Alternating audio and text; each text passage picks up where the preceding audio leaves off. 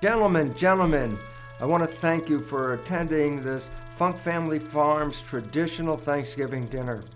Thanksgiving is a very special time of togetherness and a time to express our gratitude. And it was interesting because I was just reading in my dear friend Benjamin Franklin's edition of Poor Richard's Almanac. He has a whole insight into the nature of gratitude and how it affects our life. And I would really love to read this before we serve our Thanksgiving dinner. Whatever you're waiting for, be it peace of mind, contentment, health, it will surely come, but only when you are ready to receive it with openness and gratitude. Of all the characteristics needed for both a happy and morally decent life, none surpasses gratitude. Happiness and health are the just rewards for living in gratitude. Wow, I remember the first time I read that. I doubted that gratitude could give me health and happiness, but now I know differently. Igor, how sweet of you to remember my birthday. Listen, let me blow out the candles, make a wish, and then we'll have a party later. Ah, yes, another year would be wonderful. Well, you know what? That whole story that Ben Franklin told us about gratitude and health, well, it actually works. And now scientifically we know why. Because built into every one of our cells is the fountain of youth. What's the fountain of youth in the cell? Well, it's something called telomeres. Telomeres, they are special parts of the DNA. So when you open up the nucleus of the cell, the chromosomes come out, and there are 46 chromosomes, 23 from your mother and 23 from your father. But what is a chromosome? Well, what it is a sleeve of protein wrapped around a double helix of DNA. And the significance about this is the telomeres, as you can see in this picture of an X and Y chromosome, stained red are the telomeres at the ends of the chromosome, where the ends of the DNA are. I say, so what is the telomere? It's extensions of DNA after the genes, meaning it's a part of the DNA that doesn't program anything. It's just extended DNA. I say, why would you have extended DNA at the end? And the answer is profoundly simple, and that is this.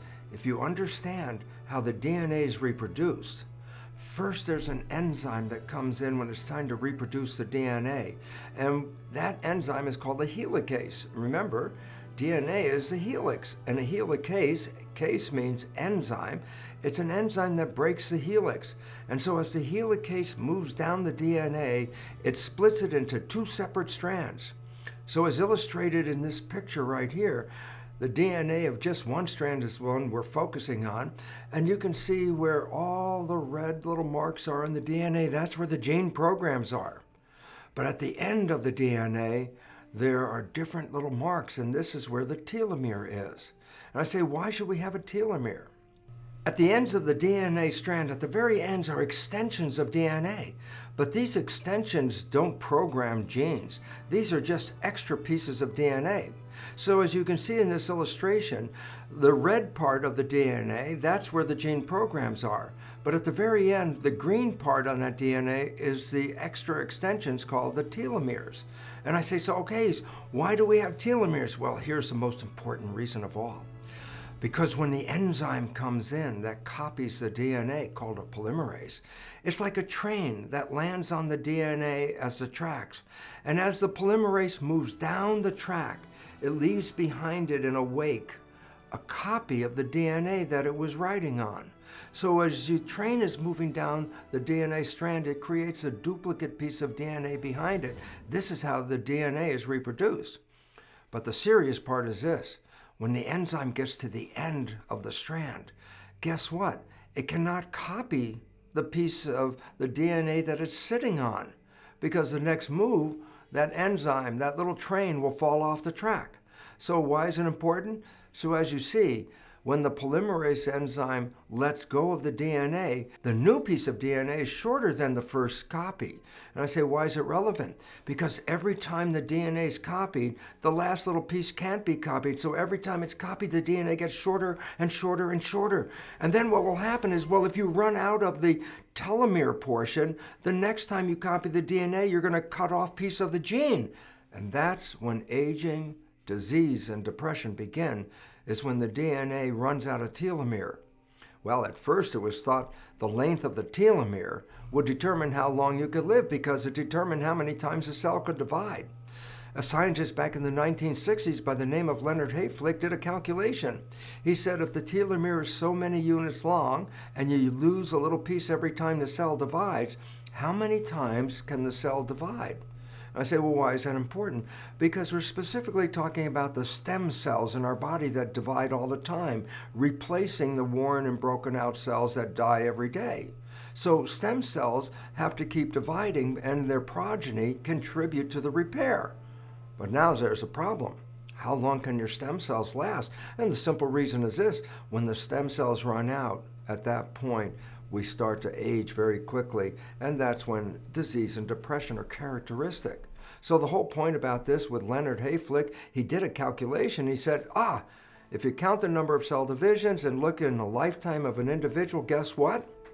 An individual can live about 120 years. Wow, how convenient. That's about how long people live. So it was believed that our life was actually determined by the length of these telomeres.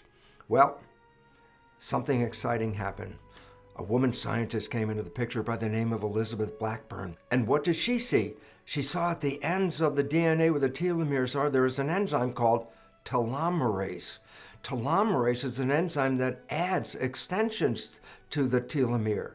So if the enzyme is working, the telomere can get longer and longer. I say, well, what would be the consequence of increasing the length of the telomere? And the answer, you can divide the cells on and on and on without running out of the DNA telomere. So what are those things that activate the telomerase? What are those things that inhibit the telomerase? Firstly, let's go over the things that actually stop the enzyme from working. These are the things that will cause you to prematurely age and start to express all the characteristics of disease and depression associated with aging. And I say, well, what are those things? Well, firstly, poor nutrition. Poor nutrition will cause the enzyme to cease functioning, and aging will occur much faster. And then it gets into things like childhood abuse and domestic violence and post-traumatic stress disorder. I say, why does that influence the enzyme? Well, think about it this way. When people are abused or when they're living in a world of violence, how much do they really want to live? There's a psychological underneath story going on. I don't want to be here. The violence, the stress, I don't want to be here. That's an unconscious belief, but guess what? That belief will stop the telomerase enzyme from working, and you'll die sooner according to that wish of that belief. And there are two very important factors that also will inhibit the enzyme. Number one is a loss of love, or actually not having any self-love. And the significance of that is without love, life is more a life of isolation. And that kind of isolation doesn't really encourage anybody to desire to live longer. So when you lose love or you're not having any self-love, we will shorten our lifespan.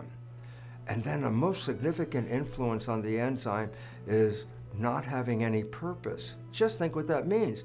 You wake up in the morning with nothing to do, nowhere to go, and all of a sudden, what is the feedback? I don't have any reason to be here. Well, interesting enough, that belief in the biology of belief is the factor that can shut down the enzyme. And this is why, for example, why many people, upon retiring, have a very short lifespan after the retirement. Why? They lose their function. They lose their purpose in life.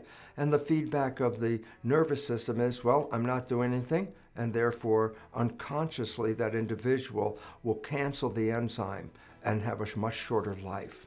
And then the positive things that will enhance your life, give you a much healthier, longer existence on this planet, are things that activate the enzyme. Good nutrition and exercise, of course, increase our health, and this will activate the enzyme because it says we're trying to stay healthy and alive. Happiness and gratitude. Now that's the big one. Happiness and gratitude means you love your life so much that you want more. So unconsciously, you will activate the enzyme to increase and enhance your life. This is also associated with a positive outlook, because if you have a positive outlook, that means you're looking toward a future. And again, feedback says then we're going to have to activate this enzyme to have that future. And the last two aspects that enhance the enzyme and give you long life are very important, and that is, again, having that self-love, appreciating yourself, which means I'm enjoying and appreciating my life experience. And when you're in love, that of course drives you to stay around even longer, and that will activate the enzyme. And lastly, and most importantly, is being in service, meaning you have something to do. And what the feedback of the system is says, I can't end now, I have to be here longer, I have something to do. And so being in service is one of the most important things to extend your telomeres and keep you around. And in conclusion, the information about telomeres and telomerase is very important because they represent the equivalent of a fountain of youth in every cell. And between your mind and your cells, the biology of belief reveals how your consciousness and your thoughts can extend your telomeres by activating telomerase when you appreciate life, when you have gratitude, and when you're looking for love and happiness on the planet, you can extend your life. So interesting, you're very powerful to change your life and make it one of happiness, joy, and health for a long, long time.